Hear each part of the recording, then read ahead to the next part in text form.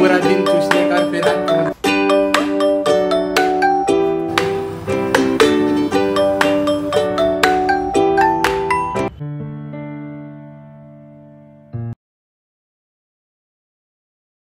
नवीन blog मध्ये तुमच्या सगळ्यांचं हार्दिक स्वागत. सगळ्यांसाठी आज थोडंसं वेगळं बनवलेलं, म्हणजे आपण सांबार जसं बनवतो ना तसं इथं बनवलं. तर मी तुम्हाला दाखवते एकदा. तर हे ॲक्च्युली ही वरुणची रेसिपी आहे. तर त्याने असं मस्त छान आहे ना सांबार बनवलेलं, वेगळ्या व्हेजीज वगैरे टाकून. तर खूप आवडीने खाल्लं आणि अजूनही खातोय. त्याच्यामुळे मला खूप छान वाटतंय की चला तो काहीतरी मस्तपैकी खातोय. आणि ॲक्च्युली हे लायटर आहे, तर हे चालत नाही आहे म्हणून त्याच्या हातात आहे, नाहीतर अदरवाईज अशा वस्तू देत नाही मी, काडीची पिटी किंवा लायटर वगैरे असं. आणि इकडे ना म्हटलं चला खूप दिवसापासून आहे ना पास्त्याचं प्लॅनिंग होतं, पण की असं दुसरं काहीतरी खाल्लं जायचं. तर म्हटलं चला आज पास्ता बनवून बघू. तर त्याचं एक वेगळं पॅकेट पण आणलेलं आहे, मी तुम्हाला दाखवते. काय करायचं चला. तर आता हेच खाणे झालंय सगळं ऑलमोस्ट. आता याला पप्पांकडे देते आणि मी पास्ता बनवून घेते. तर आऊ झालं. तर याला देते त्यांच्याकडे आणि मी पास्ता बनवते. तर मी फर्स्ट टाइम बनवतेय पास्ता पण. तर त्याच्यासाठी ना हे व्हाईट सॉस मिक्स जे आहे हे आम्ही नेचर बास्केटमधून आणलेलं. आऊ नको लागेल तुला. तर हे सिम्पल आहे याच्यामुळेच. तर तसंच बनवून बघवणार आहे, बघू कसं होतंय काय होतंय आणि जमतंय की नाही. सोड. तर हा ब्लॉग पुढे कंटिन्यू करते. जशी रेसिपी सांगितली तसं मी आता मिक्स केलंय. तर माहित नाही आता कसं होईल, कारण तो जे म्हणतात एक सॉस जो आहे तो आता माझ्याकडे अवेलेबल नाही आहे. But let's see. आपण याला थोडा अजून जास्त वेळ हे करू द्यायचं, म्हणजे मग ते घट्ट व्हायला पाहिजे असं आहे. तोपर्यंत इकडे ना माझी ही सोयाची चमची भाजी मी नेहमी बनवते तशी बनवते ही बघा अशी. त्याच्यामध्ये कांदा आज ॲड नाही केला कारण वेळ नाही आहे. आणि हे असे सोयाचं मी हे केलेलं आहे. हे जसं मला सांगितलं होतं तसं मी केलं आहे. तर बघू आता कशी लागते कशी होते. तोपर्यंत माझी नाचणीची भाकरी मला करायची ती मी करून घेते. असं फायनली पास्ता जो आहे तो रेडी आहे. तर मी असं बाउलमध्ये घेतला आहे थोडासा, तुमच्यासमोरच टेस्ट करते. त्याच्यामध्ये मी थोडासा रेड चिली सॉस टाकला आहे वरचा.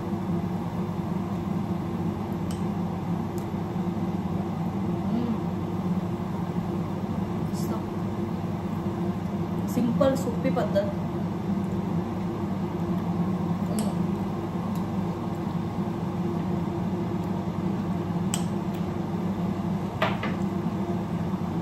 टेक्स्चर पण एक नंबर बघू शकता. मग असं टेक्स्चर पाहिजे होतं तर छान झालेलं आहे. त्याच्यामध्ये अजून वरून खाईल. पप्पा तर काही खाणार नाही, पण एक नंबर. आणि नंतर भेटते तुम्हाला. खूप भूक लागली आता. पास्ता आहे ना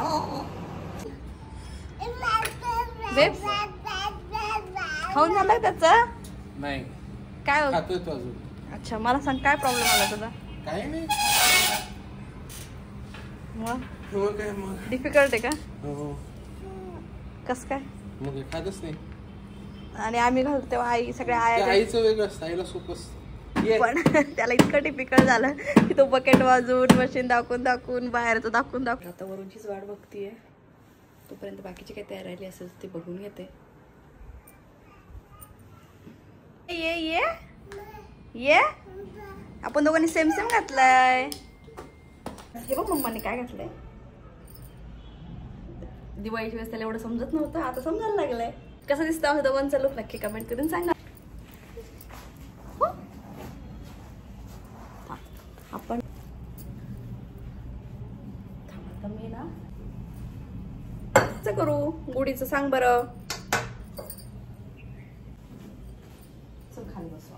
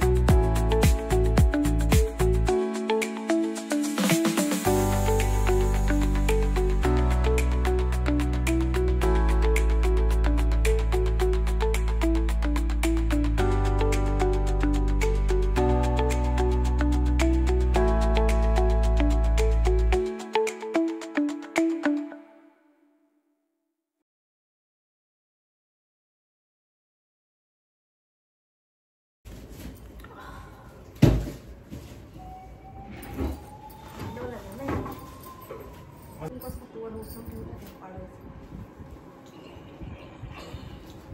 वर ठेव आणि आंब्याची डाळ हळद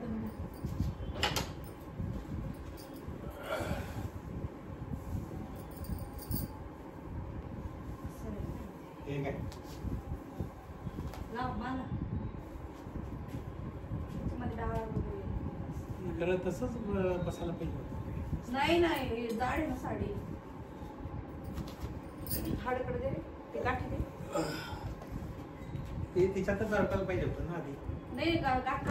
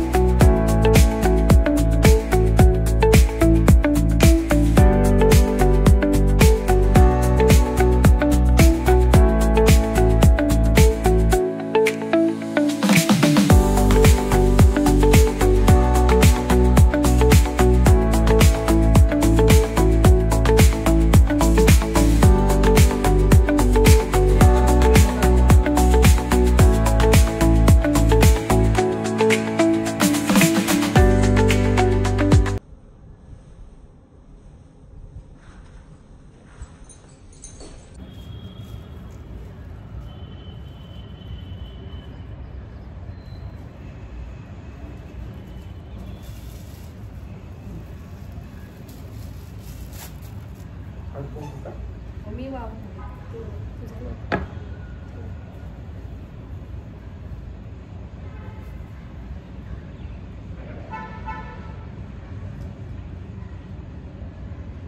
करा जेव्हा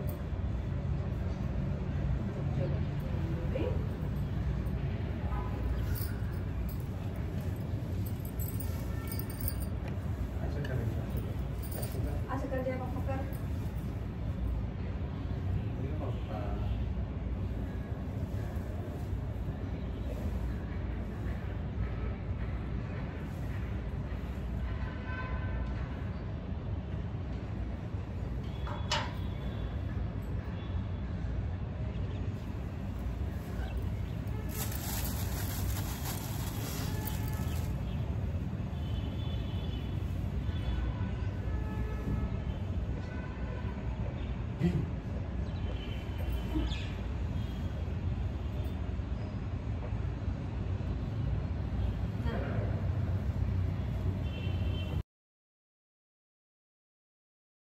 गुढी वगैरे उडून झाली, पूजा झाली.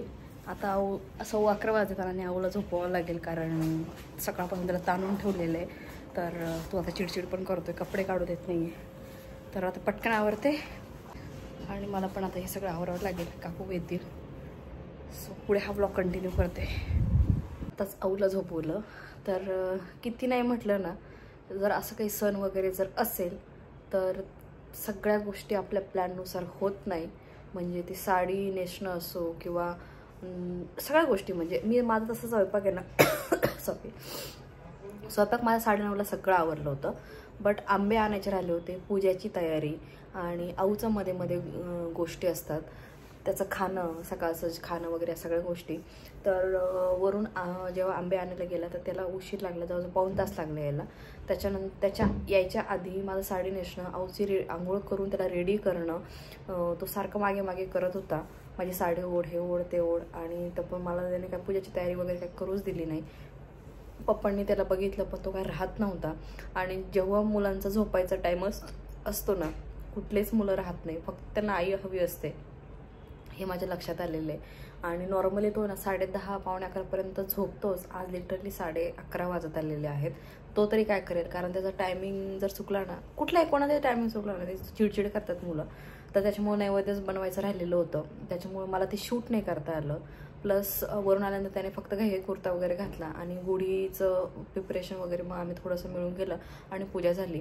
पण नैवेद्य वगैरे जो आहे तो आता मी नंतर हे करून, आता ते नैवेद्य वगैरे करून घेईल. पण मेन म्हणजे त्याचं झोपवणं महत्त्वाचं होतं, म्हणून पहिले पूजा केली, नैवेद्य दाखवायचं राहिलेला आणि लगेच आऊला झोपवलं वगैरे. मी झोपल्यानंतरच मी बाकीचं करेन. आणि कपडे सगळ्या गोष्टी अशा राहून गेल्यात, गडबड झाली सगळी. आणि आता मेन म्हणजे कसं आहे, काकू येणार आहे, त्याच्या आधी आमचे जेवण वगैरे सगळं आवरायला पाहिजे, सगळं सेट व्हायला पाहिजे. तर मी जसं प्लॅन केलं होतं ना, एकदम छान सगळं पहिल्यापासून शूट वगैरे करेल तसं काही झालं नाही. त्याच्यामुळं गुढीपाडव्याचं खूप सगळं असं मला शूट नाही करता आलं. आणि मी सकाळी सकाळी उठल्या पहिले आंघोळ करून ना स्वयंपाकाची तयारी केली, कारण आज स्वयंपाकाचे काकू आज सुट्टी असतात सणामुळे. आणि आम्ही पण त्यांना काल क्लिअर करून घेतलं होतं मागच्या वर्षी त्यांनी सुट्टी नव्हती घेतली. म्हटलं यावेळेस ठीक आहे. आम्ही त्यांना स्वतःहूनच विचारलं तुम्ही सुट्टी घ्या, त्यामुळे हो. त्याच्यामुळं सकाळी 7:30ला मी सगळं काम चालू केलेलं, तर मला 9:30 वाजले. 2 तासामध्ये माझा सगळा पूर्ण स्वयंपाक झाला. पूर्ण स्वयंपाकाला तसं वेळ लागत नाही, इझी असतं. बट त्याच्यानंतरचं जे आहे ना त्याला सगळा वेळ लागला, म्हणजे आऊचं खाणं. आणि मी पोळ्या करता वरून त्याला खाऊ घालायचा खूप प्रयत्न केला, पण तो काय खात नव्हता. त्याच्यामुळे मला पोळ्या झाल्यानंतर त्याला खाऊ घालायला लागलं, त्याचा राईस वगैरे. मग त्याच्यानंतर आंघोळ, मग सगळ्या गोष्टी. तर मी जसं एवढं प्लॅन केलं होतं तसं काही झालं नाही, म्हणजे शूट नाही करता आलं मला सगळ्या गोष्टी एक एकदम नीट अशा. कारण कोणीतरी कॅमेरा धरणार असेल ना तर सगळं शूट होतं, पण माझ्या केसमध्ये तसं नाही होत. म्हणजे वरून त्याच्या कामामध्ये असतो आणि नेमकं तो बाहेर गेलेला त्याच्या कामासाठी. त्याच्यामुळे मला जेवढं शक्य झालं तेवढं मी शूट करायचा प्रयत्न केला. तर आता जेवणाची वगैरे तयारी करते. तर आता मला पहिलं मेन म्हणजे मेकअप रिमूव्ह करायचं, कारण ऊन खूप आहे. आणि तरी मी काहीतरी जस्ट आज ना फक्त लिपस्टिक, डोळ्यांचं काही आय मेकअप काहीच केला नाही, फक्त लिपस्टिक लावली आणि जस्ट फाउंडेशन आणि एवढंसं कन्सिलर, याच्यावरतीच आज माझा मेकअप होता पूर्ण. आणि टिकली, बस. मला मेकअप करायला वगैरे काही वेळ मिळाला नाही. आणि केस पण आणि हेअरस्टाईल मला खूप छान मी प्लॅन केली होती की मी असं करेल तसं करेल, बट आऊमुळे मला काही करता नाही आलं.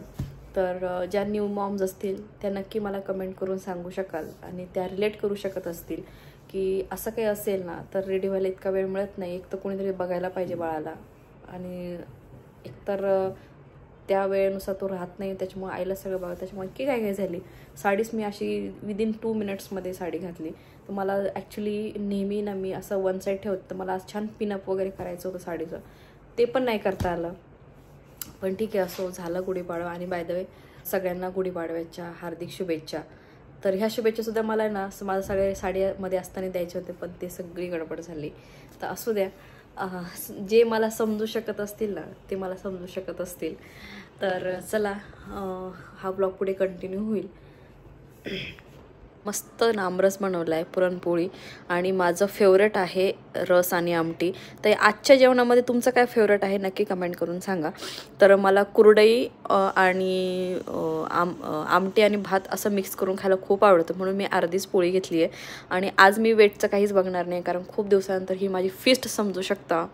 तर मी आज हे मस्त ताव मारणार आहे. चांगलं जेवण कसं आहे? चांगलं जेवण आवडलं का? तुझी मेन म्हणजे तुझी कांदा भाजी कशी ते सांग. चांगले, सगळं जेवण चांगलं. तरच जरा आंबट झाला आपला, थोडे कच्चे झाले आंबे जरा काही. आओ आओ, पुरणपोळी खादार त्याला दिली थोडीशी पुरणपोळी. असं त्याचं ताट आहे आणि काही असं खाल्लंय, असं नाश केलाय सगळा. आओ चा चा चा चा चा. हा मग ठीक आहे, बाकीचं हार वगैरे मग ते विसर्जित करायचं का? ते वरून जाईल विसर्जित. नदीचं पोल्युशन करतात. मग नको. ह्याच्यामध्ये असतं ना पप्पा, तिथे त्यांचं कुंड आहे ना, तिथे जावं लागतं. कुठे रे? नैवेद्य घेऊन जाते गायला, मला माहिती कुठे. ओके, नैवेद्य घेऊन जाते. गोशाळेला जा. आपला राईस झाला का? हा, आपला राईस डाळ सात्विक केलेली बेबी, त्याला आता खाऊ घालायचं. अरे बाई, त्याला हे खाऊ घातलेलं आहे. काय? द्राक्ष. तरी पण 8:30चं टायमिंग आहे रे. अरे भात झालेला आहे. कोणता? त्याचा तो का? झालेला आहे तो, फक्त सूप आहे, 5 मिनिटात होऊन जाईल. Okay okay. तर इथे वरून आमच्यासाठी खिचडी आणि बाळासाठी बनवून ठेवलंय. Thank you so much. Thank you thank you. Thank you. पूरा दिन चूसने का, फिर आपको बोलने का थँक्यू. क्या चूस रे का बाई, असं नाहीये बेबी. मी बेबीला घेऊन गेले तोपर्यंत तू केलं. वॉकवरनं आली आणि सकाळचं जे सगळं पूर्ण स्वयंपाक जेव्हा बनतो ना त्यावेळेस मग लाईट खायचं असतं ॲक्च्युली. तर नेहमी काय होतं ना, काहीतरी बाहेरून आणलं जातं, बट ह्या वेळेस म्हटलं नाही, बाहेरून वगैरे नाही आणायचं. तर मग संध्याकाळी मी बेबीला पहिले देवाच्या दर्शनाला घेऊन गेली. आज पाडवा होता म्हणून परत गेली होती मंदिरामध्ये. तोपर्यंत वरून काय त्याचा चहा वगैरे होता, झोपला होता, त्याच्यामुळे चहा वगैरे झालं, सगळं झालं. त्याच्यानंतर मी घरी आले, कपडे चेंज केले, लगेच त्याला गार्डनला घेऊन गेली. कारण आज संडे आहे तर भाज्या नैवेद्य गाईला घेऊन जाणं आणि आमचा वॉक, संध्याकाळचं जेवणाचं, हे सगळ्या गोष्टी राहिल्या होत्या. आणि अजूनही स्टील एवढे कपडे मला घड्या घालून ठेवायचे आहेत, बेडशीट्स, ह्या सगळ्या गोष्टी. तर मी काय केलं, फर्स्ट प्रेफरन्स मला स्वतःला दिला, म्हणजे वॉकचा जो टायमिंग आहे ना तो नाही सोडला. म्हटलं बाकीच्या गोष्टी नंतर होतील, म्हणजे जसं की कपडे झालं किंवा अजून काही दुसऱ्या गोष्टी असतील तर बेबी आणि हेल्थ हे महत्त्वाचं आहे. म्हणून बेबीला घेऊन गेले, 1 तास त्याला छान खेळवलं तिकडे, त्याने खूप एन्जॉय केलं, स्लाईड वगैरे सगळ्या गोष्टी.